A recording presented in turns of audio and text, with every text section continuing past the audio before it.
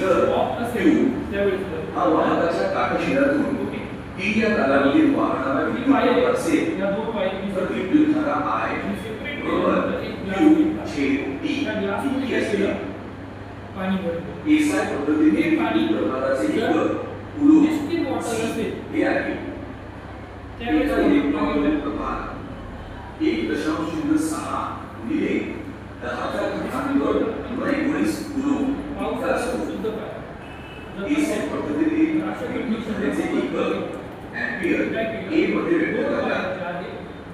वाहकातून एका सेकंदात 1 कुलूम इतका विद्युतप्रवाह प्रवाहित होत असेल तर वाहकातून वाहणारी विद्युतधारा 1 अँपिअर आहे असे म्हणतात.